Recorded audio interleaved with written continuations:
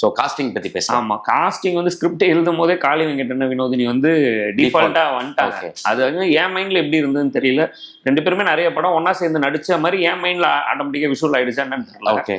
நான் அப்படிதான் நினைச்சேன், ஓகே இவங்க பேர் போல இருக்கு, ஒரு பேரா நிறைய படம் நடிச்சிருக்காங்கன்னு என் மைண்ட்ல வந்தனால ஆட்டோமேட்டிக்கா உட்காந்துட்டாங்க. ஏன்னா இவரோட கேரக்டருக்கு ஒரு இன்னசென்ஸ் தேவைப்பட்டுச்சு, காளி அண்ணனுக்கு ஒரு இன்னசென்ஸ் தேவைப்பட்டுச்சு. அதனால தான் நான் வீடை கொடுத்துட்டு போறேன்னு சொல்லுவார்.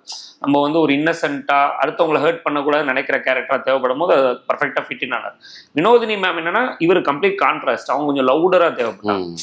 யூஸ்வலா வந்து ஒரு ஒரு ஹஸ்பண்ட் அண்ட் ஒய்ஃப் ஃபேமிலியில ஒருத்தங்க லவுடரா இருக்கும்போது அது ஸோ அவங்க ஒரு லவுடரான ஒரு டாமினன்டான character, at the same time அவங்க எமோஷனலாகவும் இருக்கு. ஸோ அது வந்து கரெக்டாக ஃபிட்டின் ஆயிட்டாங்க.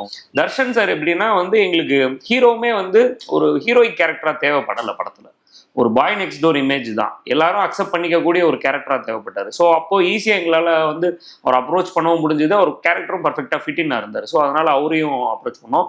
ஹர்ஷா வந்து ஒரு உண்மை சொன்ன மாதிரி ஒரு ஃப்ரெஷ் ஃபேஸ் தேவைப்பட்டுச்சு எங்களுக்கு. தமிழ்ல நிறைய படங்கள் பண்ணாத ஒரு ஃப்ரெஷ் ஃபேஸ் ஒன்று தேவைப்படும் போது சரி பார்க்கும்போது அவங்க உன்னி முகுந்தன் அசோசியேட்ஸ்லாம் பண்ணியிருந்தாங்க, நல்லா நடிச்சிருந்தாங்க.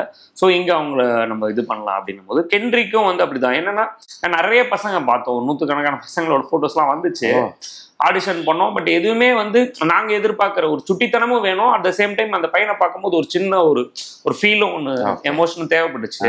இவன் ஃபோட்டோவை பார்க்கும்போது எங்களுக்கு நல்லா இருந்துச்சு. ஸோ ஓகே இவனை கூப்பிடணும் போது அவன் கரெக்டாக ஃபிட்டின் ஆகிட்டான். ஸோ எல்லாருமே நல்லா, தீனா ஆகட்டும், அப்துல் ப்ரோ, எல்லாருமே அந்த கேரக்டர் கரெக்டாக ஃபிட்டின் ஆகிருந்தாங்க. அது ஒரு சந்தோஷம். ஏன்னா கேஸ்டிங் அக்செப்ட் பண்ணிக்கிட்டது ரொம்ப சந்தோஷம்.